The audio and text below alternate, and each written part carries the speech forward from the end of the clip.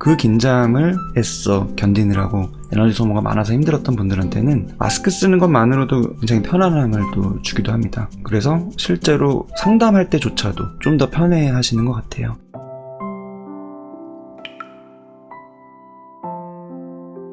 제가 아직 사람을 못 쳐다본다라는 게 있는 거고, 그 이유는 자연스럽지 않다, 감정적으로 편하지 않다. 이게 굉장히 어떤 시선 공포나 대인관계를 힘들어하는 분들의 공통점이에요. 기술이 부족해서 무슨 말을 해야 될지 몰라서 이런 거보다는 친한 사람이 없어서 이런 거보다는 훨씬 더 중요한 부분이 내가 자연스럽고 편안하지가 않은 게 중요하거든요. 쉽게 말하면 어색한 거죠. 그리고 그렇다면 그거 역시도 이유가 있는 거고, 좀 더 구체적으로 젊은 사람들이라는 얘기를 해주셨고, 그 다음에 본인 나름의 또 이유가 구체적으로 있는 건데, 불편한 만한 인상과 분위기를 가진 사람들을 대할 때 어렵다는 거. 조금 더 구체적인 감정은 수치감, 모욕감, 무력감, 그리고 그런 아픈 상황을 마주할까봐 그게 또 두렵다, 두려움으로 이어지고, 이게 굉장히 반복되고 그 감정이 너무 힘들기 때문에 두려움으로 귀결되는 거죠. 그리고 순간적으로 드는 생각, 항상 감정에는 생각이 동반되고 생각에는 감정이 동반된다고 말씀드렸는데, 순간적으로 지나가는 게 이런 내 모습을 보고 나를 어떻게 생각할까? 이런 내 모습이라는 거는 내가 편안하지 않고 자연스럽지 않고 이면에 있는 그런 감정들에 휩싸여 있는 그 상태죠. 어떻게 생각할까? 라는 질문이 든다. 너무 힘들다. 그래서 나도 지하철에 앉아서 못 간다라고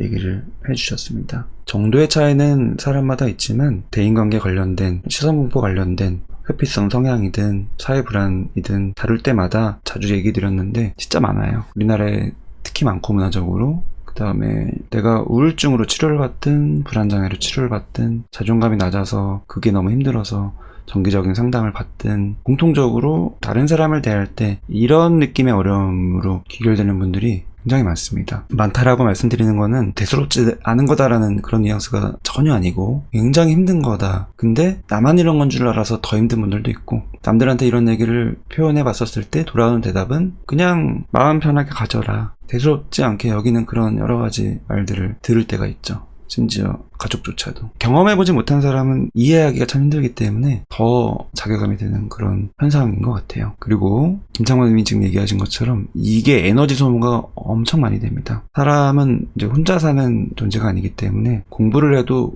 집에서 혼자 하는 게 아니라 학원을 갈 수도 있고, 독서실을 갈 수도 있고, 학교를 갈 수도 있고, 일을 해도 요즘에는 재택근무도 있지만, 그래서 이런 게 너무 불편하신 분들은 코로나 이후로 재택근무인 게 오히려 이런 부분에 있어서는 좀 편한 느낌을 받는 경우도 있지만, 궁극적으로 보면은 내가 힘든 상황을 더 회피하게 되는 과정이기 때문에 나중에 코로나가 끝나거나 출근을 해야 되는 상황이 됐을 때 더 힘들어지는 그런 경우들이 있죠. 이런 거를 나도 모르게 반복하고 있는데 이게 에너지 소모가 엄청나요. 자연스럽고 편하지 않다라는 거는 바꿔 말하면은 긴장된다는 말이거든요. 불안하고 긴장되고 이런 감정은 그냥 그 상태를 유지하는 게 아니라 또 나름대로 이거를 해결하려고 막 애를 써요. 견뎌보거나 딴 생각을 일부러 막 해보거나 다른 데 집중을 하려고 막 노력을 해보거나 이런 식으로 내 나름대로 보상을 하기 때문에 그러느라고 또 에너지가 많이 소모돼서 결국에는 이런 현상과 전혀 상관없는 나의 일상, 일이든 학업이든 가족관계든 일상에서 내가 해야 될 역할의 지장이 큰 식으로 이어지는 경우가 되게 많고, 그게 또 번아웃 같은 현상으로 나타나는 거고, 그게 심하면은 이제 우울증처럼 내 마음 에너지가 확 떨어져서 무기력해지고 이런 식으로 이어지는 경우들이 많습니다. 그래서 이 표현하신 이 부분은 절대로 별거 아닌 게 아니고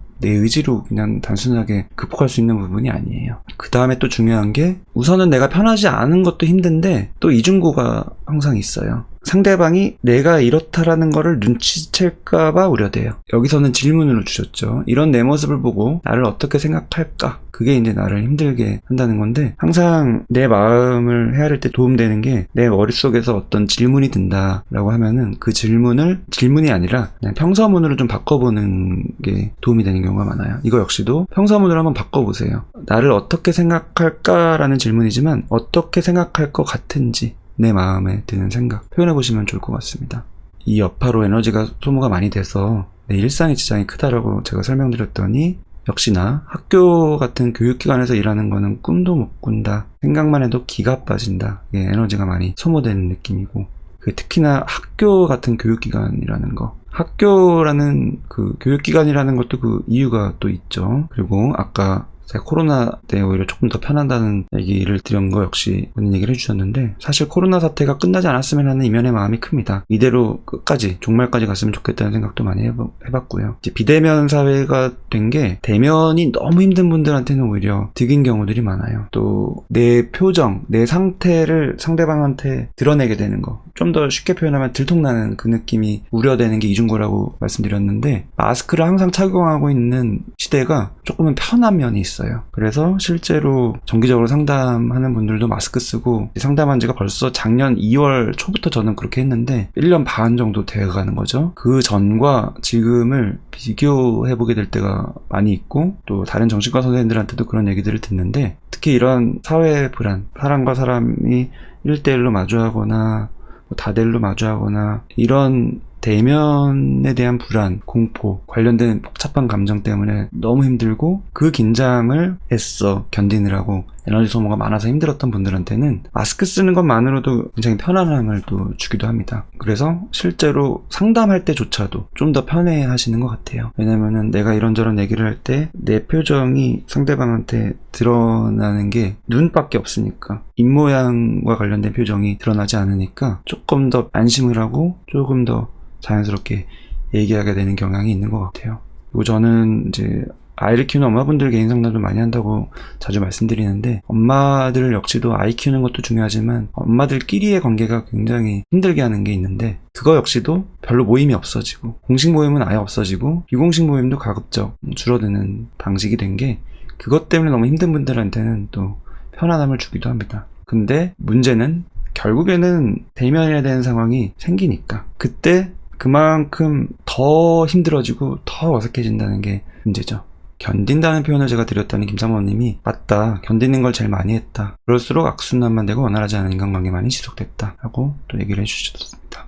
마스크 얘기 제가 잠깐 드렸더니 공감을 또 다른 분들이 많이 해주시네요. 눈만 나와서 좋다, 그리고 코로나 끝나도 마스크를 벗고 싶지 않다는 생각이 든다, 그리고 보통 모자 얘기도 하셨는데, 대면이 좀 감정적으로 힘든 분들이 모자를 또 많이 선호하세요. 창이 큰 모자 쓰면은 눈이 좀 가려지니까. 근데 마스크랑 같이 쓰면은 조금 더 어색하지 않아서 좋다 얘기도 하시고. 하지만 하쿠노님이 얘기하신 것처럼 표정을 읽지 못하는 게 좀 그렇다 사실. 상담하는 상담가 입장에서는 양면이 있는 것 같아요. 내담자분이 좀 더 편안하게 본인 표현을 할 수 있다라는 장점이 있는 반면에, 내담자의 말뿐만이 아니라 그 말을 할 때의 표정 변화를 또 캐치하기 위해서 노력하는, 거기서 얻을 수 있는 정보들이 많은 게 또 사실인데, 그게 눈밖에 없어진다는 단점이 있습니다. 그게 이제 대인관계에서도 마찬가지죠. 그래서 마스크 쓰고 하는 대인관계, 또 온라인으로 하는 대인관계에서 미묘한 그 감정 변화나 이런 것들의 소통이 원활하지 않고 거기서 오해가 되는 경우들도 좀 있는 것 같고, 아까 이제 김창범님께 질문 드린 거를 쭉 얘기하셨네요. 질문 드린 게 뭐였냐면, 그런 순간에 드는 생각과 마음, 이게 이런 내 모습을 보고 나를 어떻게 생각할까 하는 그건데, 어떻게 생각할 것 같은지를 여쭤본 거죠. 항상 본인의 그 추측이 있거든요. 있으니까 여쭤보는 거예요. 그거를 계속 따라가야 되니까. 그랬더니 하찮고 우스운 이미지로 나를 바라보고 그들끼리 주고받을 것 같고 비웃고 욕할 것 같다, 실제로 들었었다라는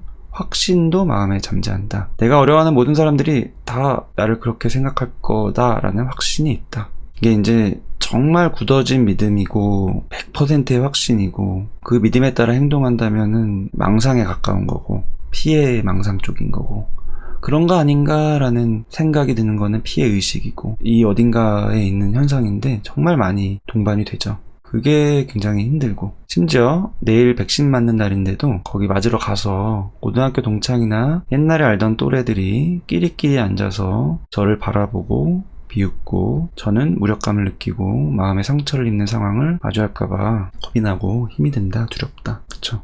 자모님은 예전에 질문 주신 것도 그렇고, 여기서 사연 주신 분들 다룰 때 본인 얘기도 많이 하셨는데, 학폭 경험이 있고 그때 무력감도 많이 느끼고 하셨기 때문에 나도 모르게 자꾸 미리 그게 걱정되는 거죠. 실제로 학폭이 정말 안 좋다라는 얘기를 제가 드리는 그 이유 중에 가장 힘든 이유, 이런 여파 때문이죠. 그때의 그 과정으로 끝나도 물론 힘든 건데, 나중에 성인 된 이후로도 관련된 사람들을 만날까봐 동네만 가도, 그 학교 근처만 가도, 또는 비슷한 교복을 입은 사람 또는 심지어 나보다 이제 한참 어린 고등학생들만 봐도 내가 무서울 수 있거든요. 그거는 뭐 논리적으로 따져보는 무서움이 아니에요. 당연히 그때 그 사람이랑 별개의 사람이고 전혀 나를 모르고 그럴 가능성이 없고 뭐 이런 식으로 머리로는 생각해도 감정이 훨씬 더 빨라가지고 속도가 훨씬 빨라가지고 반사적으로 그렇게 겁나고 무력감 느끼고 두렵고 그렇게 됩니다. 그래서 이 현상은 이런 건데 현상도 현상이지만 또 사람마다 구체적으로 내가 마음속에서 그려지는 그 내 모습이 있는데 그거를 이제 표현하신 건데 하찮고 우스운 이미지. 뭐 하찮고 우스운 이미지라는 게 단어만 보면은 대략 예상이 될 수도 있지만 이거 역시 사람마다 다른 거거든요. 내가 하찮고 우스운 이미지라고 그런 상황이 됐던 것 같은 나를 그렇게 보는 것 같은 그 느낌과 관련된 경험이 또 있으실 텐데 그거를 혹시 얘기하실 수 있으면은 그 얘기를 해 주시면은 이 하찮고 우스운 이미지라는 게 어떤 뉘앙스의 이미지로 본인이 떠올라지는 건지를 저도 그렇고 여기 계신 분들이 이해하는 데 도움이 될 것 같습니다. 늘 말씀드리지만 수위라는 게 있기 때문에 학폭이나 트라우마 관련된 경험들은 내가 묻어뒀다가 좀 표현하는 과정 자체가 너무 힘들 수 있고 그 직후에 좀 너무 많이 힘들어서 증상이 악화되는 경우도 있기 때문에 이 플랫폼은 온라인이고 또 다른 분들도 보고 있다는 거를 항상 염두에 두고 스스로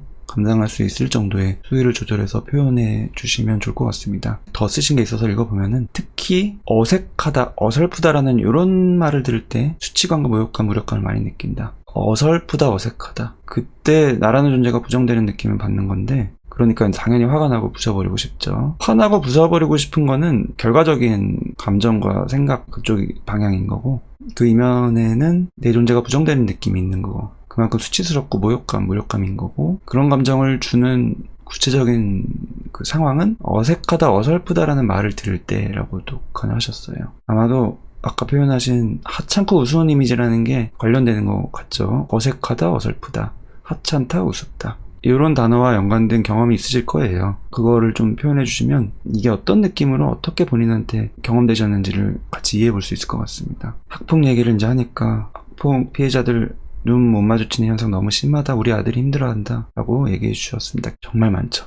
이슈가 된 지가 오래고 너무너무 이 여파가 크고 또 정신과 의사들 사이에서도 이 문제가 너무 중요한 문제라는 인식이 많이 더 생기고 있어요. 많은 분들이 김창범님 우선 공감해 주셔서 참 감사합니다. 비슷한 경험이 있어서 공감해 주시는 것도 있고 또 아까 아들이 힘든 거를 얘기하신 김주월님에 대해서 아들 힘들어하는 걸 아는 부모님이시네요. 그래도 라고 해주신 거 역시 이해가 됩니다. 왜냐면 그거를 아들 힘든 걸 모르는 부모님들도 많이 있어서 모르는 이유는 아들이 얘기를 안 해서 모르는 경우도 있고 얘기를 해도 대수롭지 않게 여기는 부모님도 있고 그리고 사실은 걱정이 너무 되지만 내가 이걸 어떻게 처리하고 해결할 수 있는 능력이 없다라는 그 느낌 때문에 나도 모르게 대수롭지 않아 하는 반응 심지어는 그 자식을 탓하는 반응 네가 어떻게 했길래 애들이 그렇게 하냐라는 식으로 나도 모르게 반응해버리는 그런 부모님들도 있으니까 그러면 당연히 더 상처받고 다음부터는 더 말을 안 하겠죠. 그런 식으로 악순환되고 그리고 부모님이 평상시에 좀 더 편안하고 좀 더 안정적인 모습을 보이지 않고 사소한 일에 과한 반응을 또 보였던 경우에도 이런 얘기를 못하죠. 학교 가서 뒤집어 놓을까봐 조금 더 이성적으로 합리적으로 순차적으로 일 처리를 하지 않고 감정적으로 훅해서 학교 찾아가서 뒤집어 놓는 그런 경험을 비슷하게 했던 경우에는 그 다음부터는 그런 얘기 못합니다.